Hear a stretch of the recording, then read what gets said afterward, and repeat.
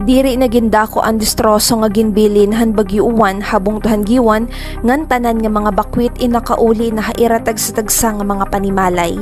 Ini angin malasuma tan LGU Giwan Emergency Operations Center Incident Management Team. Kasumpay hini nakapagtalahin 489 nga pamilya nga ekibalente hin 1,833 ka individual nga nag-uukoy ha coastal areas ang nag-evacuate didto ha evacuation centers didahan paglasurbo han Bagyo-uwan hanasabi nga bungto. Halain naman nga bahin, nagpapadayon ang relief operations ng LGU Giwan nga duhan mga biktima han Bagyo Tino ha islahan suluan ngan humunhon.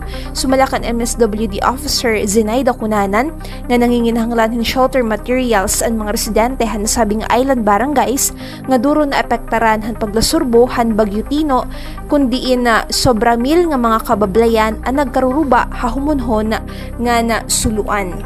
Kikitaon naton iton priority needs hini nga humunhon ang suluan, mga shelter needs, tapos water ngan mga hygiene kits. Subay han report han IMT, maabot ha 1,178 ang partially damaged nga mga kabablayan, samtang 239 naman ang totally damaged houses didto Humonhon Island. Ada naman ha 307 ang partially damaged houses ngan may 24 nga totally damaged nga kabablayan didto ha Suluan Island. Hamanikani Island naman may 20 nga partially damaged houses samtang usa nga totally damaged nga balay. Didto Tubabaw Island 37 ang partially damaged houses samtang ha Victory Island naman may 66 nga partially damaged nga kabablayan. Kung susumahon, maabot ha 1,608 ang partially damaged houses ngan maabot ha 264 ang totally damaged nga kabablayan ha island barangays ha Giwan.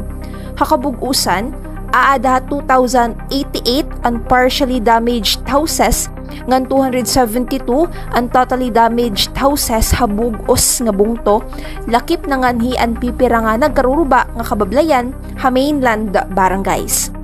Samtang nagpatapod naman ng LGU Giwan nga iratatalinguhaon nga maipahamtang ang relief assistance para han mga biktima, sugad man ang recovery ngan rehabilitation han mga komunidad. Tikang dinihagiwan Eastern Samar, inimo rin sila Mida, Eastern Samar News Service.